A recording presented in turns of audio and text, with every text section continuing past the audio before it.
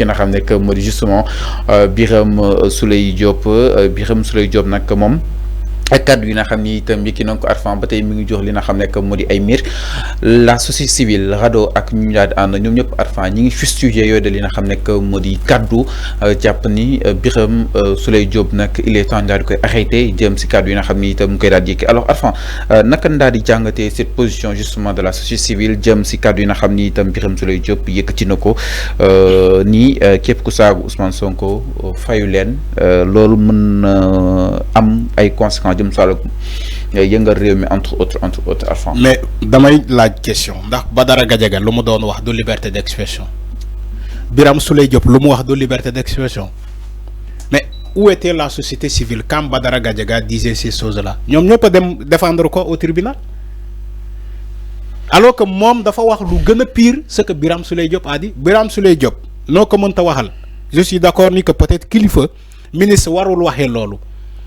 mais aussi Birame Souleye Diop ba léegi coow li lu mu rëy saagawul kenn de il n'a pas insulté bu insulté woon tey loxo jëflante ak yoon jëflante ak moom mais Birame Souleye Diop n'a pas insulté il a dit tout simplement yéen militant Pastef yi képp ku saaga Ousmane Sonko saaga leen ko loolu la wax kese loolu kese la wax mais saagawul kenn mais vous acceptez un gars qui a insulté publiquement waa RADDHO waa Amnesty comment des société civile ñëpp taxaw dinaa non liberté d'expression la def ku saaga mais quand Birame Souleye Diop wax ñu ne non du liberté d'expression war nañu ko arrêter donc c'est pas sérieux c'est pas du tout sérieux vous acceptez pour les injures publiques parce que vous êtes dans l'opposition ngeen ne ñooñu liberté d'expression la quand Birame Souleye Diop qui est dans le pouvoir bu waxee ngeen bañ a ne ngeen ne non du liberté d'expression mais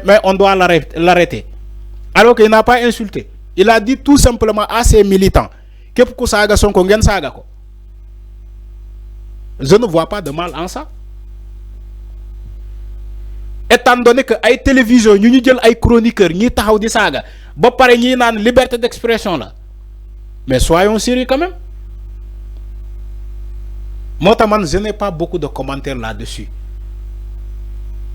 Dama jàpp ni c'est vrai que ministre la peut-être nu mu nekkee ministre war naa mën a modérer wala transférer loolu keneen moo ko mën a wax mais du moom mais je ne vois pas de mal dans ce qu'il a dit.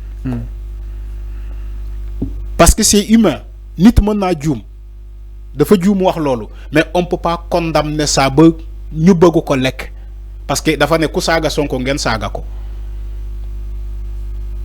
loolu kese la mais Arfan leen dafa am mooy Birame Souleye Diop buy wax bokkul ak Badara Gadiaga buy wax parce que Birame Souleye Diop c'est un ministre de la République. Badara Gadiaga est-ce que je peux continuer la question? Continue. Alors allez-y, si tu es prêt tu me le dis me relancer là. Vas-y. Non, continue finir. Non parce que yow man su may wax da nga may couper. C'est toi qui poses les questions, c'est toi qui réponds les questions. Pourtant dama la bëggoon poser mais c'est comme ça.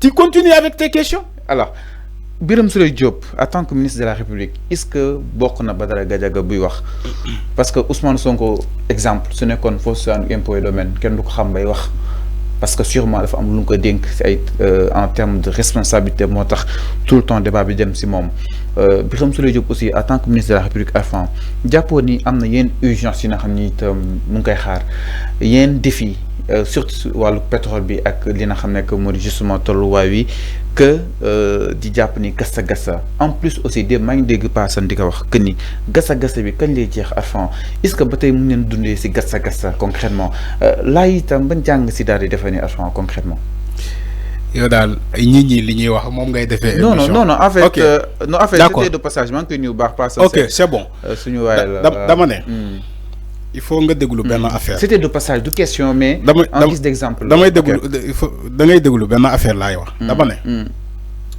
Le ministre c'est un citoyen sénégalais avant tout c'est une personne mën naa juum. Un ministre mën naa juum parce que il n'est pas parfait. C'est un citoyen c'est un être humain. Un ministre mën naa juum. Alors il faut ngeen xam ni li nga bëgg a wax nii di Badara Gadiaga il peut se permettre de le dire. Pourquoi? Non j'ai pas dit ça. Non c'est ce qu'il a dit c'est ce que tu dis en d'autres termes. ay saaga moom Arfan kenn du ko cautionner ay saaga moom franchement laa doon waxati ci yow. ay saaga moom kenn du ko cautionner je suis contre ces insultes. Tu es là dans ce plateau pour défendre des gens. Non, je le sais. Là, je suis très clair. Nous argumentons que c'est un argument. C'est ça. C'est pour cela quand je parle, tu me laisses pas le soin de parler parce que tu es là dans ce plateau pour défendre des gens. Non, yo, da nga japp ni damay défendre Badara. Ça que cautionné mo Arfan. Donc tu me laisses partir. Toujours je te le dis. Bay ma wax ko. Mais impact bi Birame Souleye Diop di def bokk ak Badara Gadiaga parce que Badara Gadiaga il est suivi par 14 000. 14 000. Mais ken denk ko dara? Non, dama né. L'émission la plus suivie au Sénégal, au monde, au Sénégal, fofu la Badara Gadiaga di tok. Di saga chaque vendredi l'émission la plus suivie Jakaarlo bu ñu lancé émission bi nga dem xol ñaata téléspectateurs ñokoy sétane Birame Souleye Diop lu mu wax kérok amana ñi nak ci presse bi ñoko dégg sénégalais lambda ñeneen sa dañ leen di laaj Birame Souleye Diop dégg nañu wax nañu lan la wax parce que ñu bari presse mo leen jotali Birame Souleye Diop fu mu waxé yéguñu ko dégguñu sa lu mu wax yeguñu ko donc président muy roubé mais Badara Gadiaga bi tok devant 40 000 et quelques personnes 17 ans émission bobu fofu lay togué chaque vendredi di saga pourtant il a été soutenu par la société civile il a été soutenu par des gens ngén non liberté d'expression la démocratie la d'accord Birame Souleye Diop dem di wax ay waxam ngeen ne non du démocratie du liberté d'expression kooku jar naa jàpp nañ ko arrêter donc yéen qu'est-ce que vous voulez installer dans ce pays c'est ce que je pose comme question vous voulez installer dans ce pays quoi waa opposition bi wala ce qui n'arrange pas le régime bu ñu waxee ñu ne non nañ leen bàyyi liberté d'expression la mais ñi nekk au pouvoir bu ñu waxee ñu ne non du liberté d'expression ñooñu nañ leen arrêter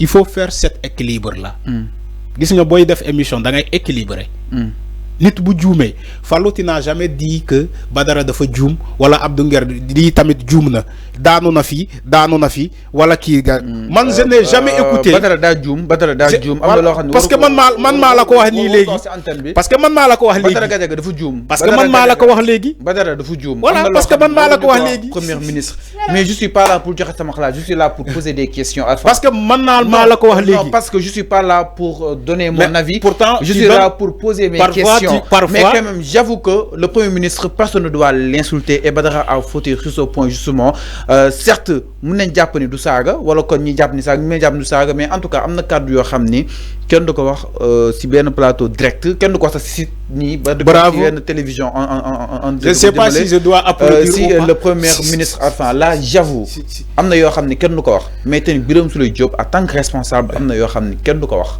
parce que dañ laa dénk ay postes de responsabilité les Sénégalais ñiy xaas yow pour nga wax suñu énergie beeg ak exploitation gazu Sangomar bi ma xam après dina am impact suñu ay poche ma xam après économie dina gis li nga xam ne moo di boppam je pense que c'est des sujets beaucoup plus importants yi ñuy xaas yow que na jàpp ni gassa ngeen ci tey réew mi donc c'est gassa ñu ko war a continuer concrètement à fond là je suis formel là je suis clair. Je ne sais pas si je dois applaudir ou pas. Non, vous applaudissez parce que man maa la dugal foofu li ngay wax ni man maa la ci dugal man maa la ne tu n'as jamais dit Badara a raison wala il a tort moo tax nga dugg ci domaine boobu. Non parce que je suis là pas là pour voilà mais pourtant da ngay joxe sa xalaat ci parfois ci joxe sama xalaat je suis là pour poser des questions. Non donc mais quand tu me poses wala kon suñu ñu changé woon place léegi ma wax la sama xalaat c'est la laaj xalaat rôle yi bokkuñu Arfan. moo tax ma ne la mais pourquoi parfois pourtant tu réponds des questions Abdou Nguer tout à l'heure tu as répondu fi ci ay wax say wax la lay jappé chaque jour tu as répondu tout à l'heure ci Abdou Nguer mota mané la Fallou on te reconnaît pas alors bay nga day tag ci say wax la lay japp de man dama lay piéger rek nga ne fang ma japp la ma répondre la nga mer parce que man dama lay piéger ma répondre la ci li ngay wax nga mer nga xataraayu man enfin duma mer voilà donc man pour tëjee tu es très petit à ça pour tëjee émission bi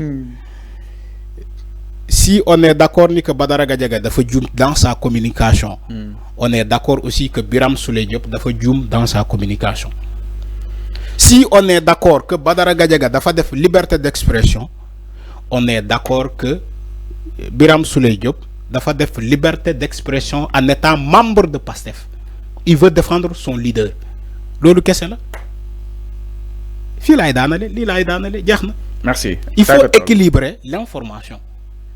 Il faut équilibrer. xam nga débat bi nekk woon si biir si ko si kële si Badara Gadiaga. non c'est la même chose mais Arfan da leen laaj lii. kii dafa wax kii wax. da leen laaj A nga dem tontu si Z. c'est la même chose. Arfan arrêté so si si si c'est la même chose. Badara Gadiaga gëj waxtaane dépassé nañ ko man pour man dépassé nañ ko. ñoom ñëpp ñu ngi si yeneen ñoom dossier. ñëpp mën naa la wax lan moo leen lié ñoom ñëpp ils ont parlé de la même personne. Badara Gadiaga a parlé de Ousmane Sonko ni que justice moo ko daanee li alors que justice waxul loolu. Birame Souleye Diop a parlé de Ousmane Sonko parce que dafa jàpp ne Badara Gadiaga daf ko saaga moo tax mu ne gars yi képp ku saaga Sonko ngeen saaga ko. Alors merci. Voilà la corrélation moo tax ma jël l'exemple des deux personnes. Jaajëf. Parce que yow tu n'as pas compris. tëjal. si Fallou tu vas souffrir de ces personnes que tu veux défendre ici du fi daal de si. alors tëjal Arfan ñu dem bu suba incha allah tëjal waaw tëjal ñu dem bu suba incha allah.